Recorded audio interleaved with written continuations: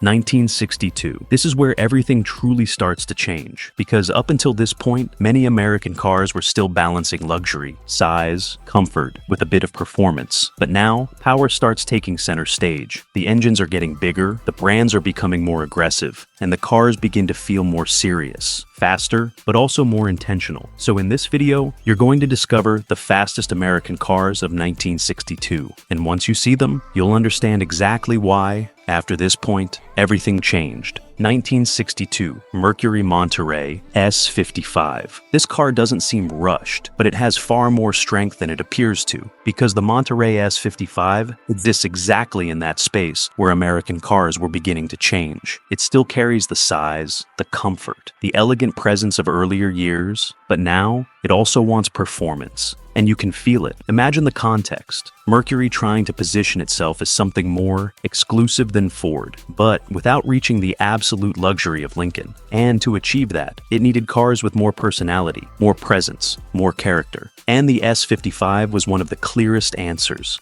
Visually, the car keeps very clean lines, long proportions, that solid feeling typical of the early 1960s. But there's something different. The stance, the details, the way the car plants itself, everything communicates more intent, more confidence, more restrained power. Under the hood, the 406 V8 produced around 405 horsepower in its strongest versions, a gigantic figure for the era, especially in a car with a more refined focus. And that completely changes the perception, because this is no longer just a comfortable and elegant car, it's a genuinely fast one. And the most interesting part is that it barely tries to prove it. There's an important detail. The S55 package was created specifically to give Mercury a more sporting and aggressive image, something the brand desperately needed at the time. And this car accomplishes exactly that. When you look at its value today, that reflects it too. A 1962 Mercury Monterey S55 can range between $40,000 and $80,000, depending on condition and configuration. 1962 Plymouth Sport Fury. This car no longer looks innocent, and that changes everything, because the Sport Fury perfectly represents the moment when American cars stopped hiding their intentions. They no longer wanted to appear only elegant, comfortable, refined. Now they also wanted to intimidate, and this car absolutely succeeds at that. Imagine the scene. Early 1960s, engines getting larger, more horsepower appearing every single year, and Plymouth realizing it needed something more aggressive to stay in the conversation. And this is what appeared: a long, low car with a far more sporting presence than many of its direct rivals. The lines are tighter, more decisive, less floating than in previous years. Everything feels firmer, heavier visually, and that gives it tremendous personality. Under the hood, the 413 V8 delivered around 410 horsepower. Yes, more than 400 horsepower in 1962. And now things are starting to sound dangerous, because this car doesn't just have power, it has attitude, the engine response, the brutal torque, the way it delivers its power. Everything begins moving incredibly close to the muscle car formula that would explode just a few years later. And that's what makes it so interesting, because this car still belongs to another era, but it's very clearly already looking toward the next one. There's a key detail. Plymouth was increasingly using everything it learned from NASCAR and drag racing, and cars like this Sport Fury were a direct result of that experience. This was no longer just marketing, it was real influence. When you look at its value today, that reflects it too. A 1962 Plymouth Sport Fury 413 can easily exceed $60,000, depending on condition and rarity. And now I want to know something. Out of all the cars we've seen so far, which one feels the most ahead of its time to you? Let me know in the comments. 1962 Buick Wildcat. This car doesn't need to look aggressive, because its engine speaks for it. And that's exactly what makes the Wildcat so interesting, because Buick was never the most extreme brand. It never tried to directly compete with the wildest cars coming out of Detroit. Its focus was different: luxury, comfort, presence. But here, something changes. Imagine the context. Engines getting bigger and bigger, brands entering a kind of silent horsepower war, and Buick realizing it couldn't afford to fall behind. But it also didn't want to lose its identity. And the result was this: an elegant, solid, refined car, hiding an absurd amount of torque under the hood. Visually, the Wildcat still carries that typical Buick smoothness, flowing lines, huge proportions, a strong sense of balance. It doesn't try to intimidate. It doesn't need to. because the feeling of power comes from somewhere else. Under the hood, the massive 401 Nailhead VF8 produced around 325 horsepower, but the number alone doesn't tell the full story. The torque does. 1957 to 1959, Mercury Colony Park. And now, we enter a territory where speed was disguised as pure American elegance. Because while the Pontiac already hinted at muscle beneath a family body, the Colony Park played a more subtle game. Mercury didn't need its wagon to look aggressive. Its strategy was different, visible luxury on the outside, and enough power to keep up with the new America of expanding highways. Visually, it projected exactly that philosophy. The body was long, solid, and clearly oriented toward premium family comfort. The famous wood grain side trim reinforced its image as a respectable wagon, almost executive by late 1950s standards. Nothing in its silhouette suggested urgency, and yet the mechanical story was very different. In its more desirable configurations, Mercury offered high-output V8 engines that could exceed 300 horsepower, depending on specification. For a wagon of this size and mission, that placed it firmly within the fast traffic of the era. It wasn't about explosive launches, it was classic Mercury character. Smooth, sustained speed with plenty in reserve on the open road. On the highway, it felt surprisingly comfortable maintaining elevated cruising speeds over long distances. This was the kind of family car that could cross entire states effortlessly and still keep pace when traffic picked up. Today, a well-kept Colony Park typically ranges between $25,000 and $55,000, with exceptional examples exceeding that range. Now, I want your opinion.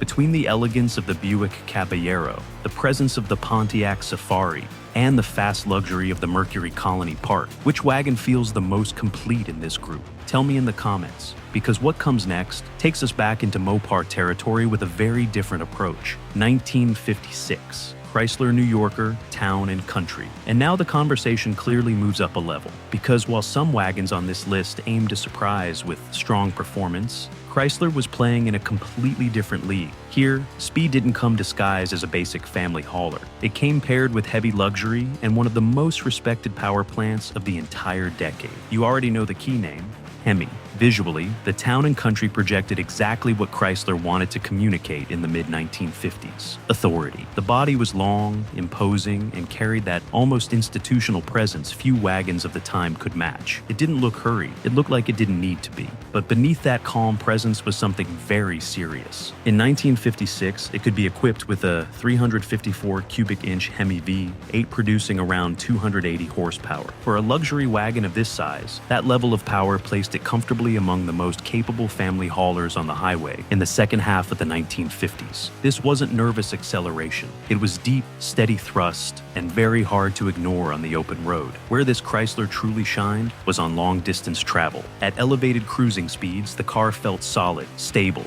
and backed by a mechanical reserve that inspired total driver confidence. It was executive speed, in the best sense of the phrase. In terms of production, it always moved in lower volumes than more mainstream wagons, and today well-preserved examples, especially those with properly documented Hemi engines, are increasingly appreciated by serious collectors. Currently, a 1956 New Yorker Town and Country in good condition typically ranges between $35,000 and $75,000, with exceptional examples exceeding that. And now, we approach the finale with a wagon that chose a much more direct and surprising formula for the late 1950s. 1958 Ford Ranch Wagon / Country Sedan.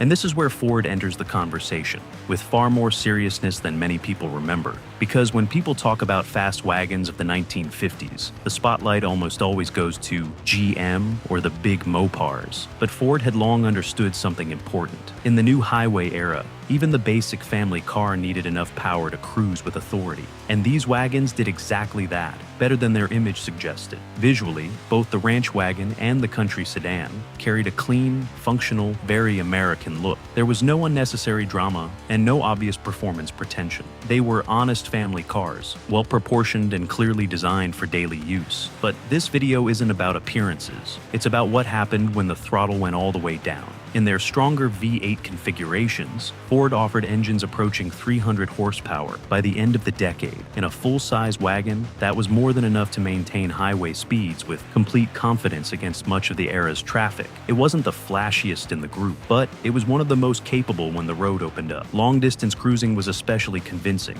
Progressive acceleration, strong straight-line stability, and that familiar late 1950s big Ford feeling, always with something in reserve under the right foot. During 1958, Ford produced these wagons in relatively high volumes, compared with some more exclusive rivals, which keeps them accessible in today's classic market. Even so, well-preserved high-spec V8 examples are becoming increasingly sought after by buyers who want a truly usable vintage family car. Currently, a 1958 ranch wagon or a country sedan in good condition typically ranges between $20,000 and $45,000, depending on configuration and originality. 1959 Dodge Custom Sierra wagon. And now the conversation gets serious again, because while the Colony Park focused on smooth speed wrapped in luxury, Dodge chose to keep things much more direct. By the late 1950s, the brand already understood that even a family wagon needed to feel solid when the driver asked for more, and the Custom Sierra made that very clear. Visually, it didn't try to disguise itself as an elegant coupe or a delicate family car. The body was large, yes, but it also projected the kind of toughness Mopar was known for in this era. The lines were firm, the stance wide, and the overall look suggested there was more character beneath the surface than first appeared. It wasn't subtle, but it didn't need to be,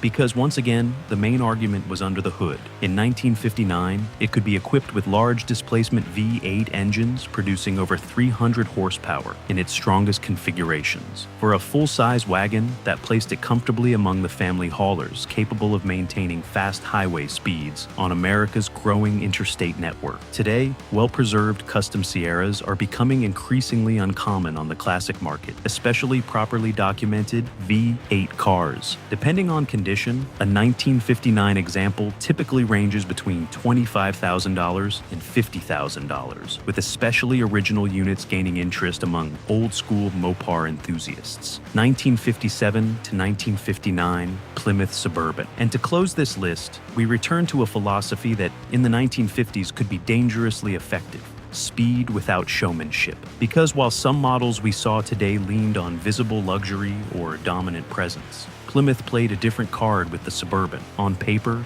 it was simply another American family wagon. In practice, it could be far quicker than many expected. Visually, it stayed faithful to Plymouth's late 1950s recipe: clean lines, balanced proportions, and a firm stance without unnecessary drama. It didn't have the spectacle of the Pontiac or the authority of the Chrysler, and precisely because of that, it slipped under the radar with ease. It was the perfect sleeper. But beneath that restrained appearance, Plymouth offered something that fits this video perfectly. By 1957, this wagon could be equipped with V8 engines producing over 300 horsepower in its most ambitious configurations. In a body that was relatively well proportioned for its size, that level of power gave the Suburban far more serious highway capability than its family-friendly image suggested. It wasn't trying to win stoplight races. Its strength was maintaining pace and surprising people along the way. On the open road, the thrust felt solid and usable, very much in line with what Plymouth was building in this pre-muscle boom era. It was fast in an honest way, no theatrics required. Today, a Plymouth Suburban in good condition typically ranges between $25,000 and $50,000, with especially original examples gaining interest among old-school American wagon enthusiasts. And after exploring these 1950s family haulers, one thing becomes very clear. For a long time, the story of the American automobile has almost always been told from the same angle: big coupes, aggressive muscle cars, and the names everyone instantly remembers. But in parallel, almost quietly, some station wagons were doing something far more interesting. They were proving that a family car could move with real authority. Now, I want your opinion. Of all the wagons we saw today, which one surprised you the most with its real-world capability? Tell me in the comments, because your choice says a lot about how each of us understands this golden era of the American automobile. And if you thought these were quick, wait until you see what happened in the next decade. Click the video now on your screen and discover the fastest station wagons of the 1960s. Power went up, the stakes got higher, and some of those family haulers started playing in a completely different league. See you in the next video.